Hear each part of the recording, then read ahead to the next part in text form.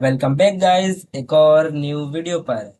आज का वीडियो बहुत ही इंटरेस्टिंग होने वाला है और बहुत ही मज़ेदार और हेल्पफुल होने वाला है, क्योंकि आज हम जानेंगे कि स्टॉक मार्केट का स्टार्टिंग कैसे हुआ था, किसने स्टॉक मार्केट को खड़ा कर दिया, किसने पूरा एम्पायर बना दिया स्टॉक मार्केट का।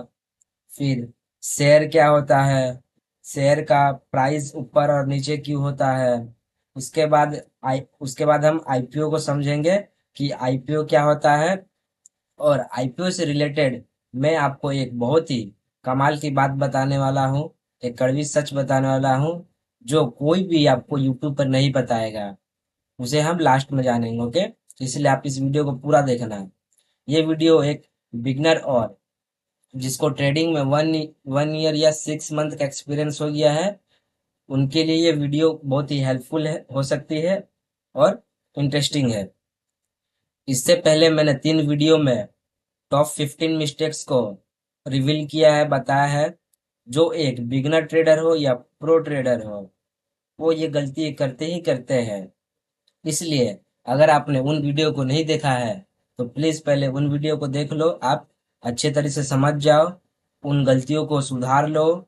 तो आप तो आपको एक सक्सेसफुल ट्रेडर बनने से कोई नहीं रोक सकता, मुझे पूरा यकीन है।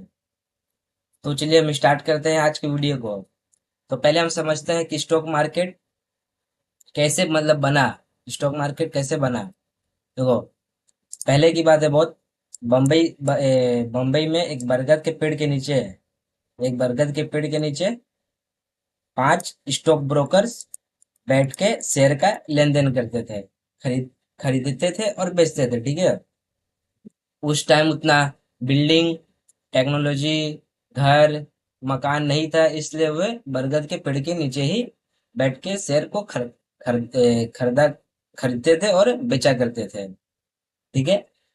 तो उस टाइम तो उतना कंप्यूटर, लैपटॉप और टेक्नोलॉजी भी नहीं था, जिससे वे candlestick pattern, chart pattern, fundamental, technical analysis देखेंगे। तो उस समय क्या होता था ना, एक न्यूज़पेपर आता था, डेली न्यूज़पेपर आएगा, जिसमें किसी जिसमें किसी कंपनी के बारे में बताया जाएगा। उस टाइम मेरे हिसाब से 5 या 10 ही कंपनियां हुआ करती थी। जो 5-10 कंपनी हुआ करती थी, उनके बारे में इस न्यूज़पेपर में बताया जाता था कि ये शेयर ऐसा है, ये शेयर ऐसा है, इसका इतना प्राइस है, इतना, ये इतना अच्छा है। अगर कोई नया कंपनी लॉन्च होता है, आता है मार्केट में, तो उसके बारे में भी बताया जाता था कि ये कंपनी ऐसा है, इसका इतना प्राइस पर आप परचेस कर सकते हो, बाय कर सकते हो, ओके।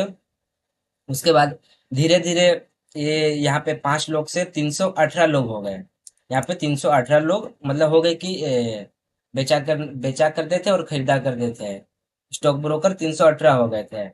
और जो यहाँ पे बेचा करते थे ना, इसका 1 रुपया कीमत था। आप 1 रुपया दो और यहाँ पर आके आप शेयर को खरीदो और बेचो, ठीक है। उसका प्राइस था 1 रुपया। उसके बाद एक इंसान ने देखा, जिनका नाम था प्रेमचंद्र रॉय चंद्र, ठीक है। प्रेमचंद प्रेमचंद रॉय चंद्र नाम था उनका। उन्होंने देखा कि यहाँ पे इतना पोटेंशियल है कि धीरे धीरे ग्रोथ हो रहा है स्टॉक ब्रोकर्स का। अगर हम इसे बड़े पैमाने, बिग स्केल पर इसे अप्लाई करते हैं, तो आने वाला समय में हमारा इंडियन इकोनॉमी बहुत ही आगे जाएगा, बहुत ही अच्छा ग्रोथ होगा, बहुत ही नाम कमाएगा। इसलिए उन्होंने इसे इसे मतलब और देखते ही देखते ये बरगद का पेड़, पता है आपको किस में बदल गया? BSE, Bombay stock exchange. जी हाँ, आपने सही सुना। यही बरगद का पेड़ है जो आज के समय बॉम्बे स्टॉक एक्सचेंज के नाम से जाना जाता था, जिसे जिनके फाउंडर रामचंद्र रामचंद्र रॉय चंद्र है, जिनके फाउंडर इन आप अक्सर पूछा आप अक्सर अपना माइलस्टोन मानते होंगे कि सबसे अच्छा ट्रेडर कौन है। किन्हीं के होंगे हर्षद मेहता, किसी के राकेश झुनझुनवाला। बट मेरा माइलस्टोन, मेरा फेवरेट ट्रेडर है राजा रामचंद्र रॉय, जिन्होंने अकेले, एक बंदे ने इतना बड़ा इम्पायर खड़ा कर दिया, इतना बड़ा बॉम्बे स्टॉक एक्सचेंज अकेले दम पे खड़ा कर दिया। और उस टाइम करीबन 5-10 शेयर इसमें लिस्टेड रहती थी। बट आज के समय 5,000 से भी ज्यादा कंपनियां इसमें लिस्टेड है। ये बॉम्बे स्टॉक एक्सचेंज एक ऐसा एक्सचेंज है, स्टॉक एक्सचेंज है पूरा दुनिया में, वर्ल्ड में, जिसमें 5,000 से ज्यादा लिस्टेड है कंपनियां।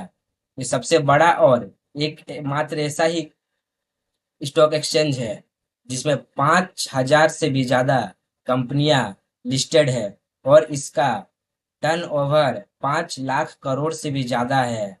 एज 2025 के रिपोर्ट के हिसाब से 5 लाख करोड़ से भी ज्यादा। और पहले कितना हुआ करती थी? 1,000 2,000 हुआ करती थी। और आज के समय कितना है?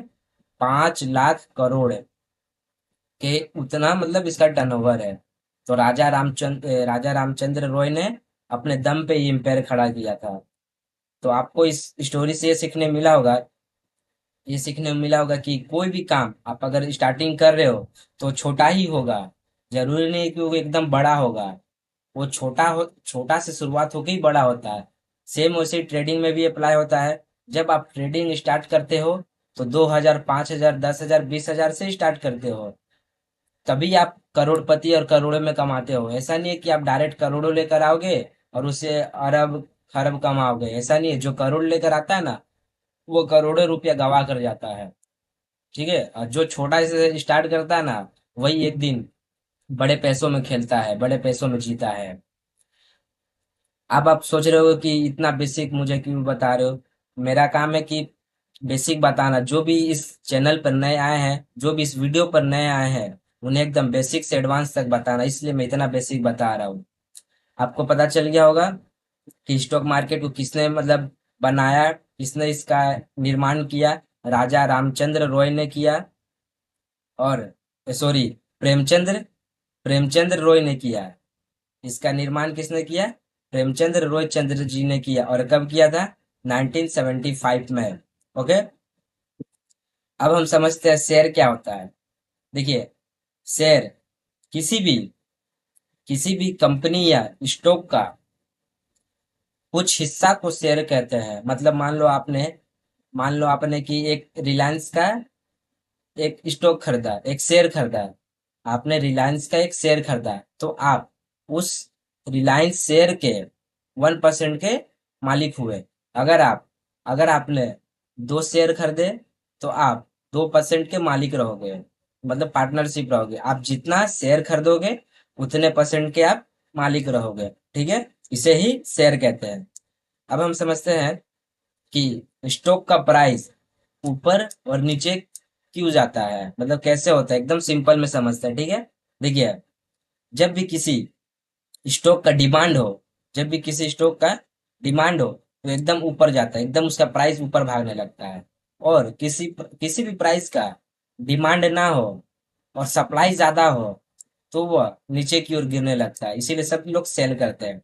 जब भी किसी शेयर का स्टॉक का डिमांड ज्यादा हो और सप्लाई कम हो, तब वो ऊपर जाता है। और जब भी किसी स्टॉक का शेयर का डिमांड कम हो और सप्लाई ज्यादा हो, तब वो नीचे की ओर आता है। इसे हम एक एग्जांपल की तरह समझते हैं। ठीक है। देखो, जब मान लो ये क्रिस मूवी आया था पहले, एक पेन आता था, क्रिस वाला पेन आता था। ठीक है, पहले। और जब क्रिस मूवी आया था, तब वो पेन का कीमत कितना था? 5 रुपया। जब ये मूवी आया तो सब सब उस पेन का डिमांड बढ़ गया। सब पेन को खरीदने लगे। तब उस पेन का कीमत कितना हो गया था? 15 और 20 रुपए में उस पेन को बेचने लगे थे लोग। और जैसे ही 1-2 महीना बाद उस मूवी का क्रेज खत्म हुआ, मूवी तो मतलब पार हो गया, उसके बाद पेन का फिर कीमत कितना हो गया था? 5 रुपए। लोग जो दुकानदार थे, वो 15-20 रुपए से अब आ गया था 5 रुपया पे। अब 5 रुपया पे, अब वो 5 रुपया पे बेच रहे।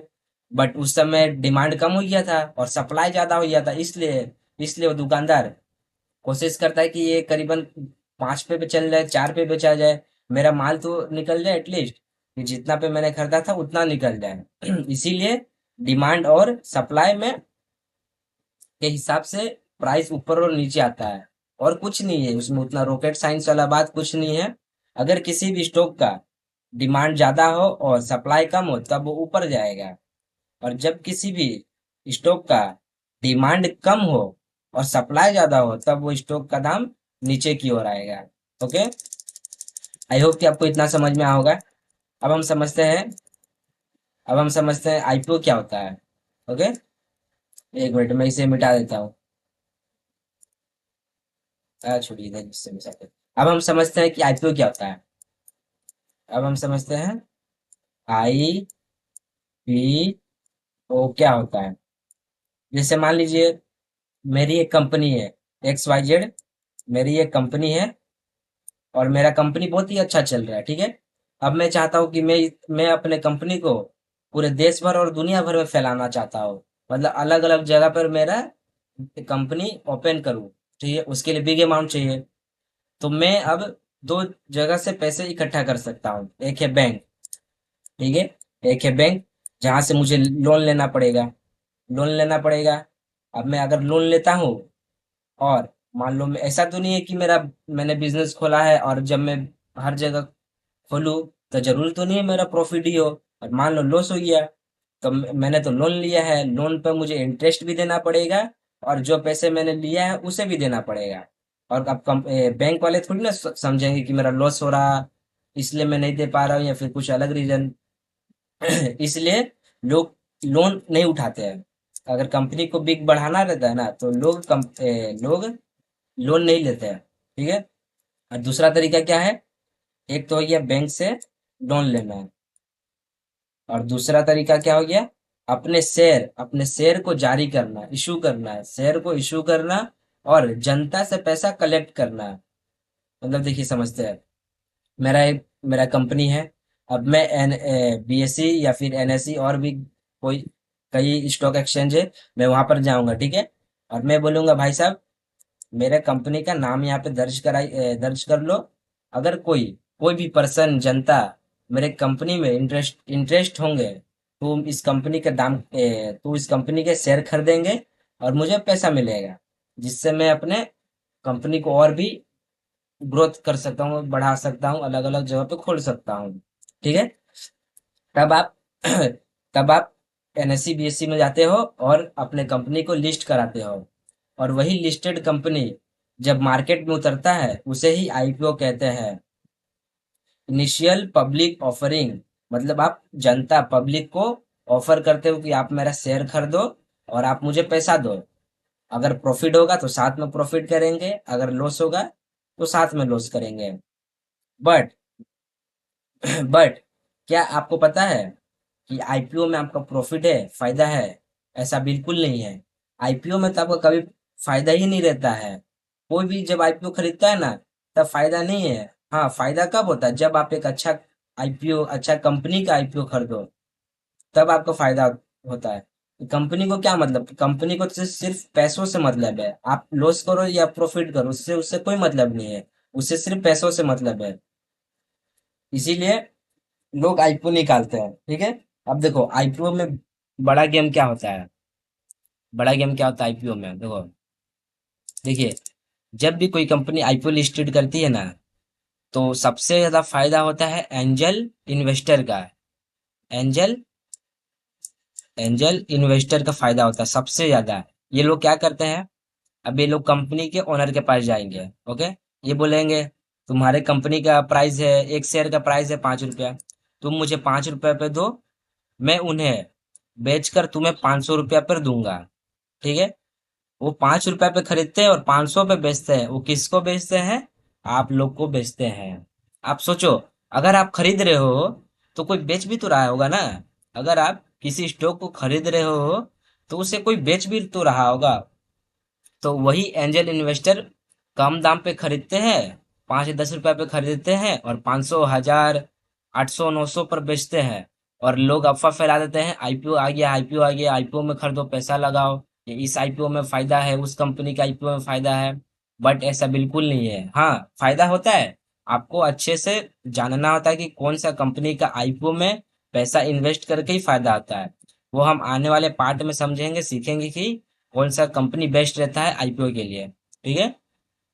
इसी तरह एंजल इन्वेस्टर आपको फंसाते हैं, कम दाम पे खरीदते हैं और आपको बिग अमाउंट पर बेचते हैं, ठीक है। आई होप कि आपको ये वीडियो पसंद आया हो। अगर आपको इस वीडियो से कुछ सीखने को मिला हो तो एक लाइक और कमेंट जरूर करके बताइएगा। और अगर आप इस चैनल पर नए हैं तो एक सब्सक्राइब जरूर करके जाइएगा। तो मिलते हैं नेक्स्ट इंटरेस्टिंग वीडियो पर।